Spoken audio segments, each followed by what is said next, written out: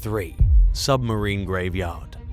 9 of the 13 retired submarines kept out on the banks of the River Tamar in Devonport, UK, contain radioactive fuel, according to a government assessment that criticized the Ministry of Defense for its inability to get rid of old nuclear-powered submarines as they rot in the water. These days, the Royal Navy has twice as many subs in storage as it does in actual service, according to the National Audit Office report, and the Defense Ministry has failed to get rid of any one of the 20 boats that have been decommissioned since 1980. Additionally, since 2004, not a single sub has had its fuel taken out, and there's no fully funded plan to start defueling since the project has been delayed for 11 years with a $99.1 million, £100 million, 57% rise in price since. The MOD spends about $11.8 million a year maintaining and storing the 9 submarines in Devonport, according to the NAO's investigation into submarine defueling and dismantling. The government was warned that failing to solve the radioactive fuel problem could potentially harm the UK's credibility as a responsible nuclear state. They are being kept in Devonport and Rosyth while preparations are made for the safe disposal of the decommissioned vessels and the decades-old nuclear waste they contain. 7 of the submarines have been in storage for longer than they were in use by the Royal Navy. According to the NAO, the projected cost of getting rid of a submarine nears $100 million. To highlight the long-term destructive nature of nuclear waste, the MOD has estimated that its total future cost for maintaining and disposing of the 20 subs in storage and 10 in-service nuclear-powered vessels will be $7.4 billion over the next 120 years. Since 2004, when authorities determined that the defueling facilities did not meet the necessary standards, no submarines have been defueled, and the procedure is not scheduled to even start back up again until 2023. The Polaris boats, known as the HMS Revenge, HMS Renown, HMS Repulse, and HMS Resolution, are among the ships currently being stored. They were the first submarines to carry the UK's nuclear deterrence. Another of the boats in storage is the attack submarine HMS Conqueror, which sank the Argentine cruiser General Belgrano during the Falklands War in 1982. According to a representative from the Ministry of Defense, getting rid of nuclear submarines is a difficult and complicated task to tackle. They are still dedicated to defueling and destroying all unused nuclear submarines in a safe, secure, and affordable manner as soon as humanly possible, but it's taking quite a bit of time. In response to the National Audit Office's study on decommissioning nuclear submarines, Gary Graham, Deputy General Secretary of Prospect, has said that their experienced and well-respected workforce at Rosyth and Devonport has been dealing with a high number of layoffs and uncertainty, while the government hesitates over certain construction and decommissioning projects. He also stated that if they just began the task of decommissioning these boats, they could easily prevent the irreversible loss of future skills and jobs. Additionally, more submarines are likely to go out of service in the coming years, and they just lack the necessary space to accommodate them. The MOD and the government, he continued, seem content instead to continue throwing money away by merely storing these vessels. They have the ability to begin the decommissioning job right away, but have failed to do so. He says there's a chance for the government to develop and protect high-value employment in shipbuilding by using the knowledge already available to them in the civil decommissioning industry. As an extra benefit, Rosyth would be able to preserve the infrastructure and skills needed to sustain the historic HMS Queen Elizabeth at her home port. Lastly, Gary adds that it's time they just started tackling the project and gave their workforce the vote of confidence it rightly deserves. 2. Pripyat.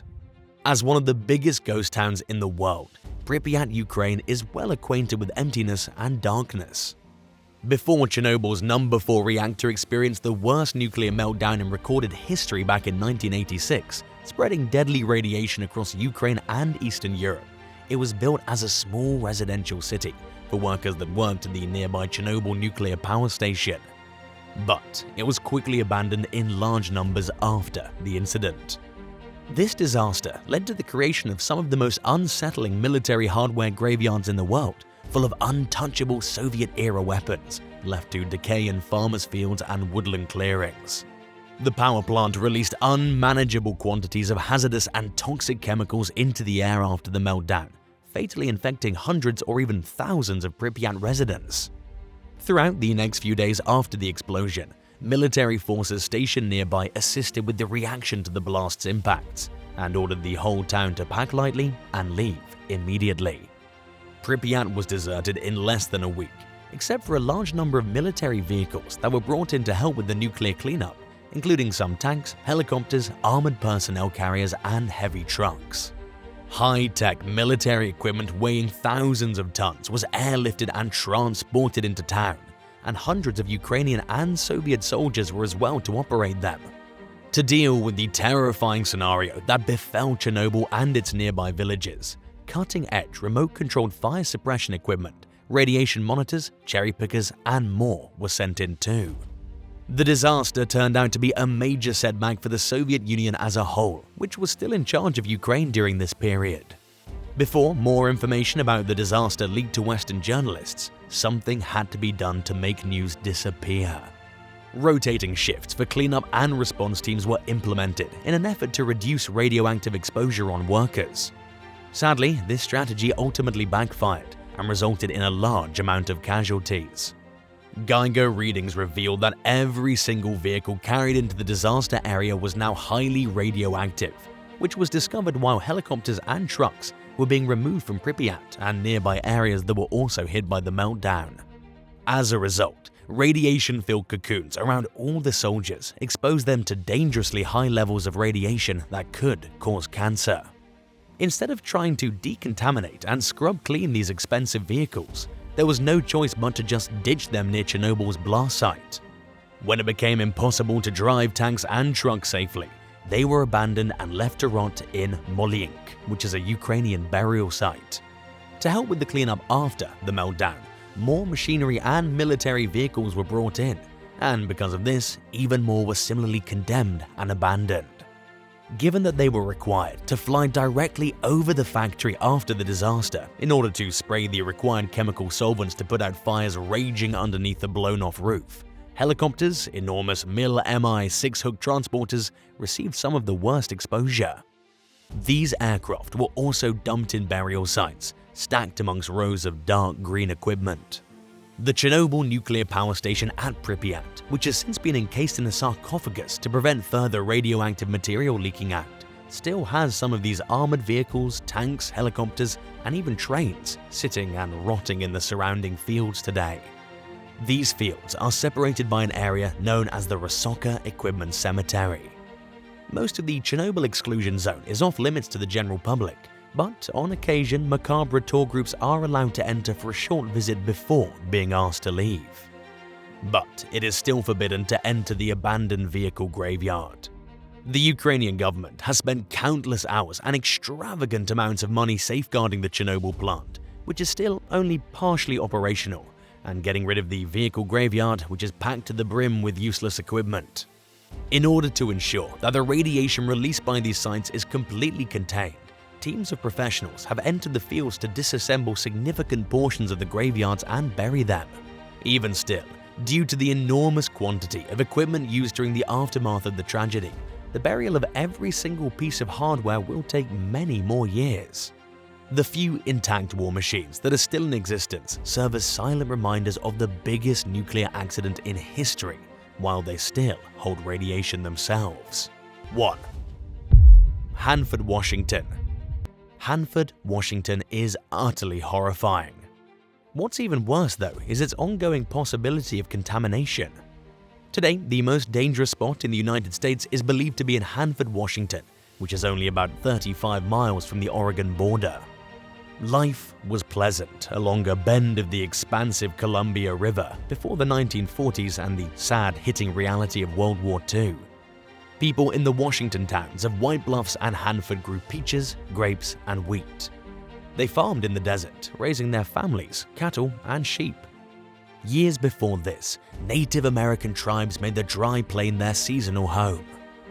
These tribes still have treaty rights to hunt and fish along the same river. In the late 1930s, there was intense secrecy surrounding any aspect of clandestine nuclear research.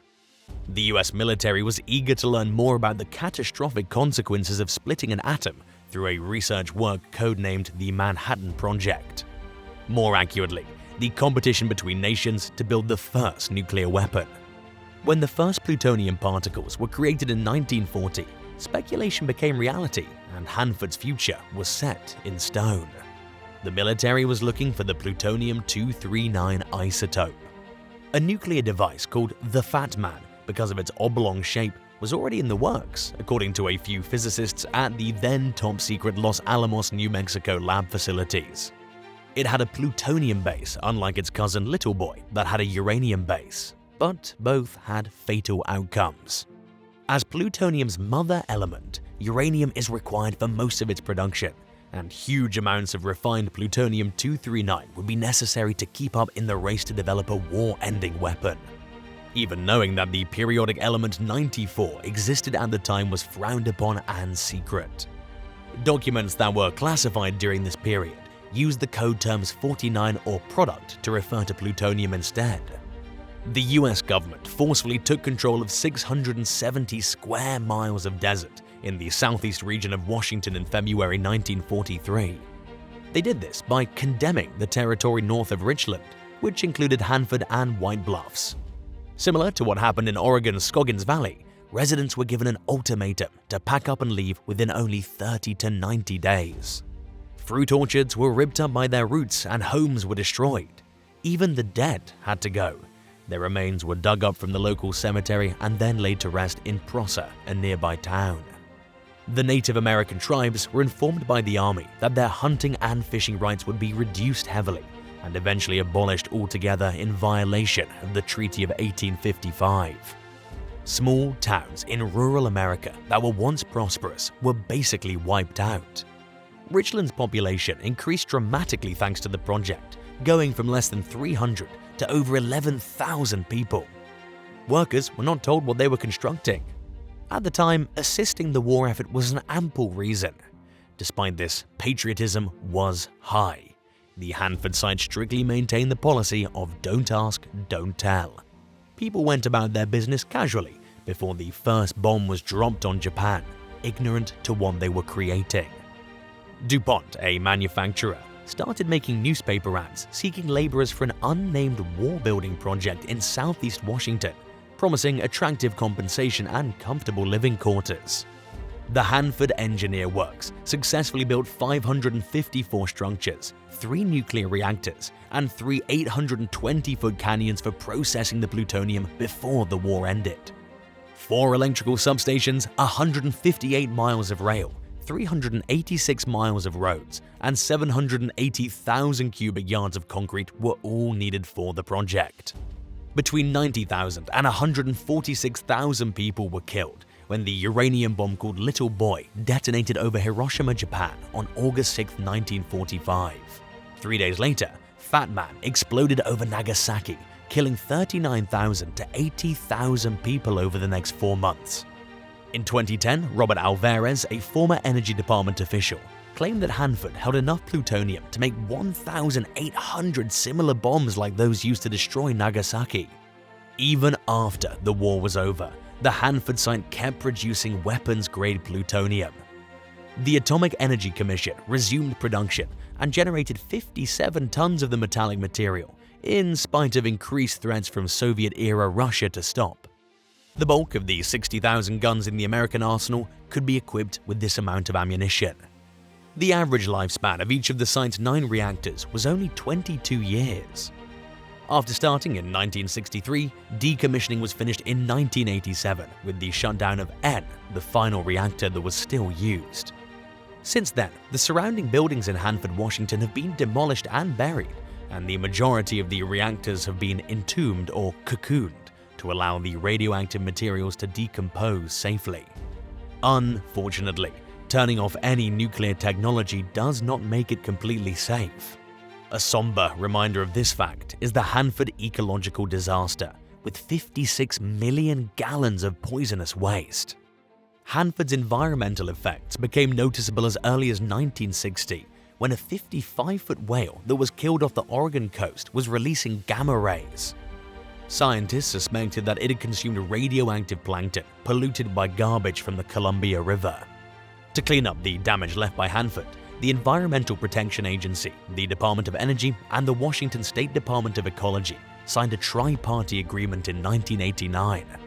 According to the Oregonian's early 2021 story, Tank B-109's 123,000 gallons of radioactive waste are leaking into central Washington soil. Between 1946 and 1976, the massive tank, which was built for the Manhattan Project, collected waste from the Hanford Operations Center. This not only causes problems for Washington, but might also have a negative impact on Oregon and Idaho. 60% of Hanford's employees reported being exposed to harmful substances in some shape or form. The quantity of radioactive gas and garbage flowing into the groundwater and poisoning the air is even more terrifying. The Hanford site is about 35 miles from the Oregon border and only 230 miles from the major city of Portland. The future attempts to clean up the horrific mess left by Hanford is crucial for the state's well-being. The Department of Energy said in 2019 that it would extend the deadline for cleaning up the radioactive sludge at Hanford until 2100. Thanks for watching. Which one of these places shocked you the most? Let us know in the comments below and don't forget to subscribe. See you soon. Bye.